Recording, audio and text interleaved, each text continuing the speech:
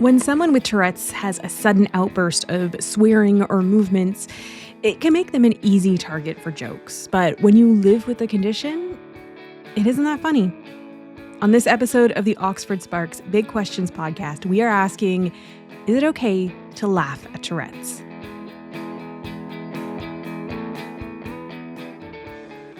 Hello, I'm Emily Elias, and this is the show where we seek out the brightest minds at the University of Oxford and we ask them the big questions. And for this one, we have reached a researcher who's been digging into the world of Tourette's and how society responds to it. Hi, I'm Melina Malli. I am at the Institute of Population Aging at the University of Oxford, and I look into disabilities and social care. And particularly, you're focusing on Tourette's, right? Exactly, yes. Can you just walk me through what exactly does it mean if I have Tourette's? Tourette syndrome is a neurodevelopmental condition, meaning that it affects your nervous system and it develops during childhood. Its hallmark, its basic characteristic is tics, so abrupt, involuntary movements that can mimic any kind of human movement, but they don't have a purpose, they're involuntary. In order to be diagnosed with Tourette's, you need to have motor tics, but also vocal tics. So vocal tics are the utterance of sounds without wanting to, or even words. And in this category is coprolalia, which Tourette syndrome is most known for in popular culture. That is the involuntary utterance of obscenities, of swearing. So it's swearing out of context, not because they're upset. So that is, in popular culture, it's depicted as an essential characteristic of having Tourette syndrome. But actually, it's quite rare in people with Tourette syndrome. Only about 10% of the people with Tourette syndrome have coprolalia. So from the beginning, a myth buster. Another thing that we need to mention about Tourette syndrome is that although the hallmark is tics, it becomes much more complicated because a lot of people with Tourette syndrome, I would say 85% of the population, have other conditions as well, comorbidities. And that is ADHD, anxiety, OCD. And just to illustrate how complex the condition is, the Tourette's Association of America illustrates the experience of having Tourette's like an iceberg. At the top of the iceberg, what people can see are the tics, the vocal tics and the motor tics.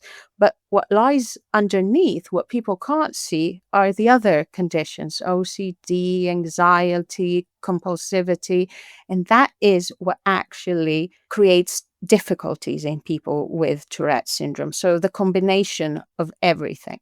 This combination of everything, this can be obviously something very difficult for researchers to understand and get their head around too, because it's so individualized in each person, right? Exactly. So how do you go into looking at how to study something like this?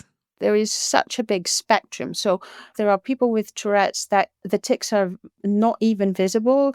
So that doesn't really impact their quality of life. And then we have other people that the tics are so debilitating that it deteriorates their quality of life. And we try to capture all of those experiences. So tell me about your study. What did it try to do?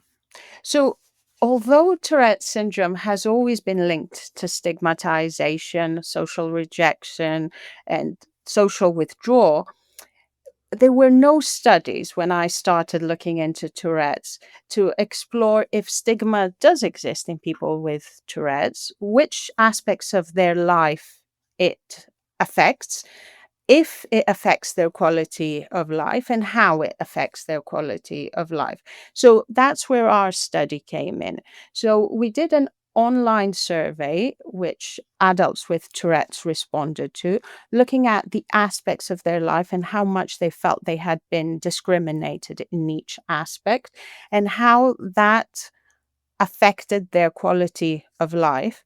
And we also talked to people with Tourette's because we wanted to understand the underlying mechanism of stigmatization. So, what is it that drives stigma of Tourette syndrome? How does it spread and how does it stick, that stigmatization?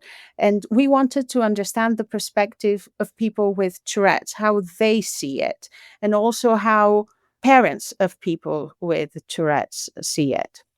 And when you say stigma and how society views it, are you, like, looking deeply into this sort of element of it where it's being made a joke within society, where someone with Tourette's who has these involuntary tics or speech patterns or whatever, then all of a sudden becomes a target for jest? So it's funny that you mentioned that. When we first got into the study, we didn't. It wasn't in our radar to look at jokes. But people with Tourette's brought it up, and they recurrently brought it up, and they highlighted how jokes trivializes their condition. So what they said is, through joking, the condition is reduced to a quirk eccentricity. So instead of being seen as a serious neurological condition, it's seen as something that everybody can have. It's just swearing. And when it's viewed through a levity lens, it prevents the general public from fully understanding it. So, what they talked about really is depathologizing it. Oh, what does that mean? It means not legitimately viewing it as a pathology. It's viewed as levity. It's something that doesn't have a priority like other conditions. So, whether we want to admit it or not, there's always a hierarchy of disabilities. Some disabilities are considered more worthy than other disabilities. And when Tourette syndrome is viewed as a joke, then it's less important. It's just a quirk. It's not really something that deserves resources. So that hierarchy of disabilities decides really who gets the resources, whether that's educational resources, whether that's healthcare resources. And that really makes it so that people with Tourette's do not get the resources that other disabilities get. And I'm just going to point out the obvious here, which is in relation to healthcare, there are no nice guidelines for Tourette syndrome. What are nice guidelines? So, the NICE guidelines are the National Institute for Health and Care Excellence, which guide practitioners as to how to assess and treat a condition. So, there are nice guidelines for every condition you can think of under the sun: autism, eating disorders, everything. But it's still not considered pertinent to create nice guidelines for Tourette syndrome. Although, and we must highlight this, Tourette syndrome can be seen in 1% of the population. So we need to consider what's happening there. So when we have no nice guidelines, people that go to their healthcare provider, then it makes it harder to access the care they need. It creates delays. The GP doesn't know how to refer them, where to refer them. Is it really Tourette syndrome?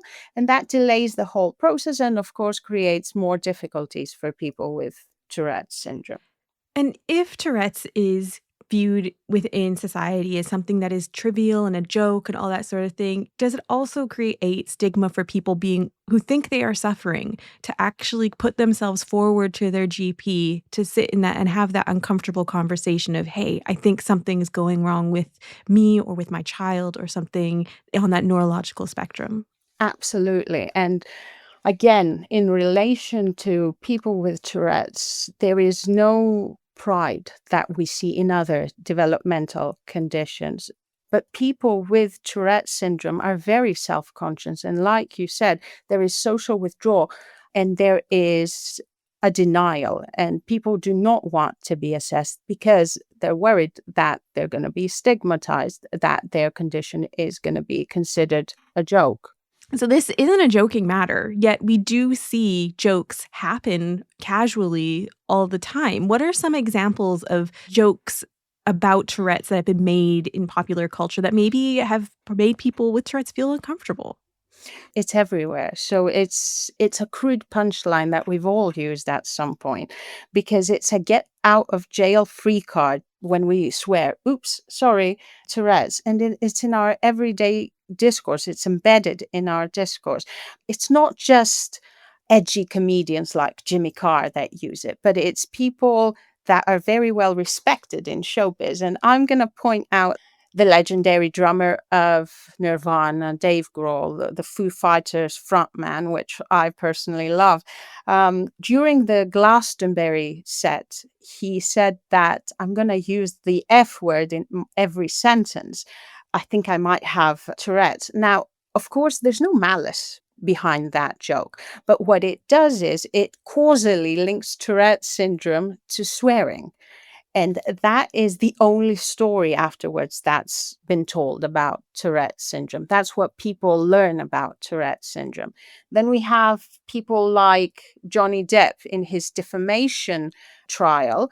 He used it when the judge told him, you need to wait before you answer a question. And he said, sorry, Tourette's. Again, there's no malice behind it. I don't think Johnny Depp was set out to make fun of people with Tourette's. But what it does is exemplifies, it's a shorthand, it's a comic shorthand, and it's linked to lack of self-restraint, which is not the exact story. It demeans the real story of having Tourette syndrome. And when you asked people about these sorts of examples, what did people with Tourette's tell you about how it made them feel? So it disappointed them because then they can't really talk about having Tourette's. And what they pointed out is that, in contrast to blatant discrimination, when people discriminate openly, then you can call them out on it. You can say, well, no, this is not appropriate. But you can't do that with jokes because they're worried that they're going to be described as humorless.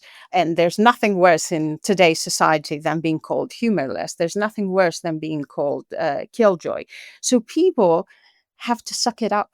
And lots of our participants said how difficult that is for them to just laugh along because they have to weigh up. Are they going to be considered killjoys or are they not? How do you respond to that form of discrimination? It's much more difficult. I mean, you've written an entire book about this. It's called Tourette Syndrome, Stigma, and Society's Jest. It's coming out soon. Yes. What do you hope people take away from this book and the conversations that come from it? In relation to humor, which we talk about a lot in the book, first of all, we're not policing humor. Like, we're not killjoys.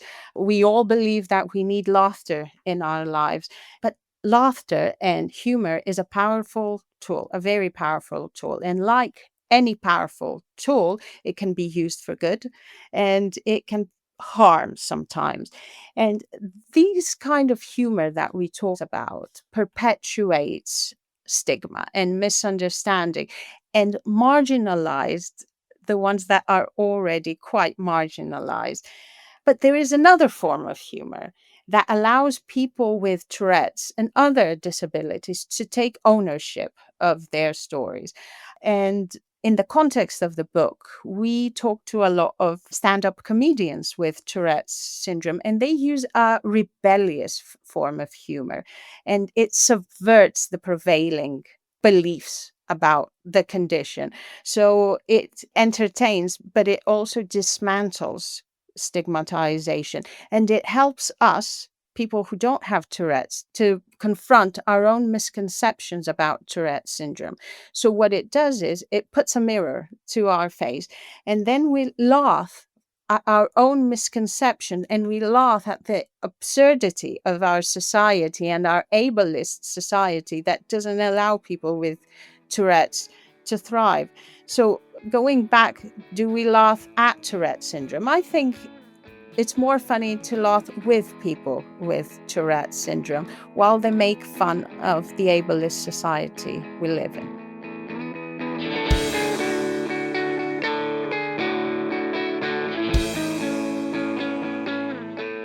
This podcast was brought to you by Oxford Sparks from the University of Oxford, with music by John Lyons, and a special thanks to Melina Malli. Her book, Tourette Syndrome, Stigma and Society's Jests, is out April 20th. Tell us what you think about this podcast. We are on the internet at Oxford Sparks, or you can head to our website, oxfordsparks.ox.ac.uk. I'm Emily Elias. Bye for now.